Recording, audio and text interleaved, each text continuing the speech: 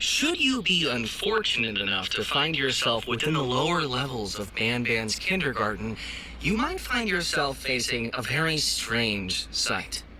An underground kingdom lit by the colorful hues of the giant mushrooms that populate the area.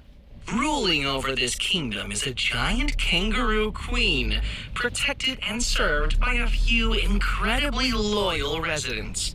And among these residents is one that has gone through so many changes during development, and also perhaps one of Garten of Banban's most iconic characters. The name of that resident is Blitzercup. Or at least that's what the game files may lead you to believe. No. The name of this resident is Bittergigle. Or at least that's what he was originally going to be called before his name was changed for one last time to... drumroll please! Bittergigle! The Garten of Banban cast each have their own detailed story and personality, and that's what makes Garten of Banban unique. Join me on the 4th episode of the Banban Chronicles, narrated by me, Ty Coker, the voice actor of the character that the episode revolves around, Bittergigle. A series where we dedicate each episode to discussing the history and secrets of a member of the Garten of Banban cast.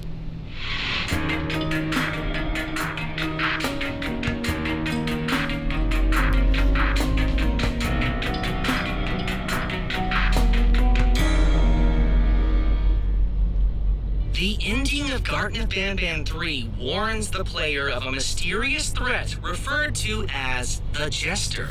And while not seen physically in the game, a collectible journal named the Smudged Poster depicts a strange figure never seen before in any of the games.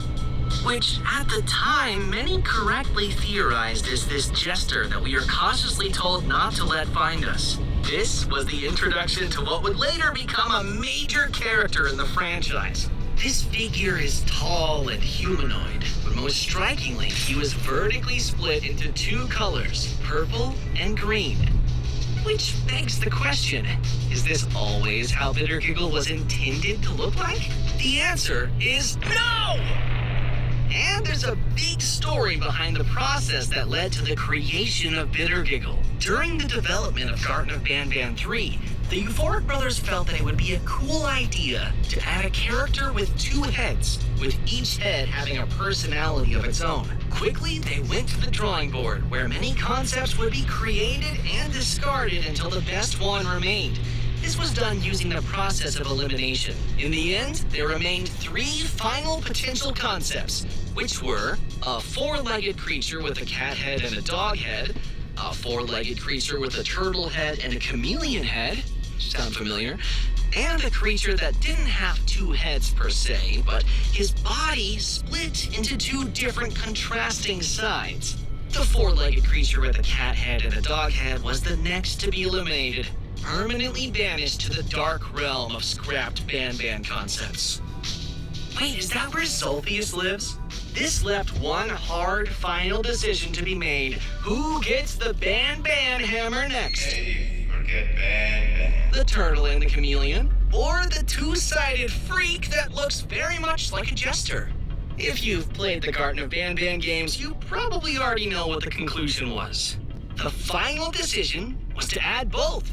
One as a boss fight in Garten of Banban 3, and one as a major aspect to the kingdom that the player would visit in Garten of Banban 4, where they would officially be a jester. And just like that, the first 2 members of the Mutants family were created, forever bonded by the fact that originally only one of them was supposed to make the cut. We don't talk about Sulfius. But even though the 2-sided jester as a concept was established, it still needed a remarkable color scheme, and it wasn't originally the green and purple we know Bittergigle for today. Bittergigle was originally going to be yellow on the smoother half that's now green, and light blue on the scruffy half that's now purple. A color scheme that was recycled and applied to one of the experimental jesters in Garten of Banban 4, Speaking of the experimental jesters, they weren't originally called experimental jester. They were originally called the hybrids, as can be seen on the file names of their voice lines. But this is far from the only bittergigle-related content found in the game files that wasn't shared publicly. Did you know that as of Garten of Banban 0, bittergigle by far and large has the highest amount of unused voice lines, spanning from his debut in Garten of Banban 4 all the way to Garten of Banban 0? This is, in part, thanks to the great amount of unused laughs that never made it into the games. Take a listen to a few of them.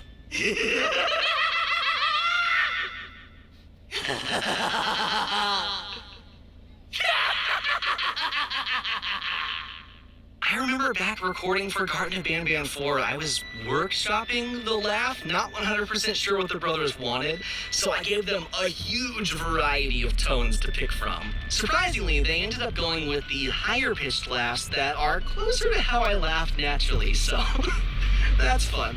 In terms of actual voice lines where words are spoken, bittergigle doesn't fall short either. In Garten of Banban 6, bittergigle has 2 unused voice lines. Take a listen. Let's go! This is our only chance. Let's do this! I'll fix the levers down here. You cover me from up there. In Garten of Banban 7, during the rooftop chase sequence with the notified bittergigle, he was originally meant to intermittently scream random jokes that make absolutely no sense. Take a listen. What did the sheep say? A car! What do you call a leap? That sneezes! This had to be scrapped because it would have been difficult to listen to bittergigle as you were running away from him. So instead, it was replaced entirely with crazed laughs. 2 of these crazed laughs also ended up being unused. Take a listen.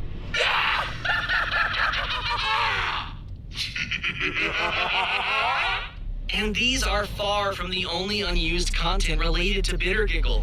As with most other characters, bittergigle 2 remains part of many unused scripts and sequences, once again spanning from Garten of Banban 4 all the way to Garten of Banban 0. During the climax of Garten of Banban 4, the player witnesses bittergigle achieve his goal of making Queen Bouncelia laugh, but not before his massive pet Kittysaurus and a mutated little beak engage in an intense fight. This all takes place within the Queen's throne room. But what if I told you that this entire sequence was originally going to be very different from what it ended up being?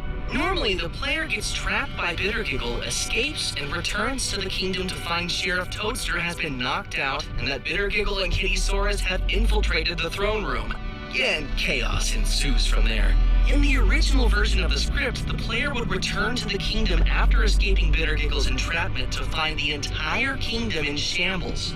Glancing upwards, the player would see Sheriff Toadster and Little Beak hiding on an elevated platform, warning the player that bittergigle and his army have made their way into the kingdom.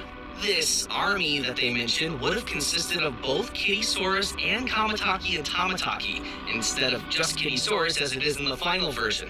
Bittergigle, Kittysaurus, and Tamataki would then notice the player, the Sheriff, and Little Beak, and Tamataki would shoot their projectiles at Little Beak, causing the poor bird to, once again, fall into the Givanium barrel. It would then emerge as the mutated Little Beak, and would engage in a similar fight with both Tamataki and Kittysaurus. The Queen would then exit her throne room to check out the loud noise, only for bittergigle to climb on a higher platform, jump on her back, and scream his joke into her ear, causing her to laugh. You would then escape with Sheriff Toadster, leaving the chaos behind. This version of the script had to be altered because it felt too messy. Let us know in the comments below which version of the ending of Garten of Banban 4 you think was cooler. At a certain point in Garten of Banban 6, you are tasked with protecting bittergigle from the naughty ones from a high platform as he tries to fix the office door from a lower and darker part of the area. But what if I told you that this minigame was originally going to be completely different? The main thread of this sequence was originally not the naughty ones at all. Instead, it was a never-before-seen version of Sheriff Toadster, the naughtified Sheriff Toadster. From the safety of the upper, more lit area, you would control a light that would keep bittergigle safe as long as he stays within it as he navigated below. Except the notified sheriff would eagerly wait for bittergigle to stray too far from the light and snatch him, and then snatch you. Before the mechanics of this minigame could be developed further, the Euphoric brothers agreed that keeping the sheriff's fate unknown following the kidnapping of Banbaleena would make for a better narrative point. It would also take away much of the Naughty One's screen time, which needed to be established as a serious threat in the dark. And thus, the sequence was altered to what it is today, protecting bittergigle from hordes of giant leeches that despise the light. But what about scrapped sequences that are actually referenced in the game by bittergigle but are never shown? Well, we have the first example of that in Garten of Banban 0, where while tied to his bed, bittergigle mentions strong earthquakes that broke something in the room. They left me here tied to the bed, and with all these earthquakes, something broke. The tranquilizing gas is leaking. This line was in reference to a series of events that were scrapped from Garten of Banban 0, while every now and then a strong earthquake would shake everything and everyone, with characters commenting on it after it happens. These earthquakes were supposed to serve as foreshadowing for Ramamba, which would have been the source behind these earthquakes. However, since Ramamba was already contained in a cell, it would have been a little hard to believe that they can cause earthquakes that strong from that cell. So ultimately, the earthquakes were scrapped altogether, leaving behind this little reference as an homage to what could have been.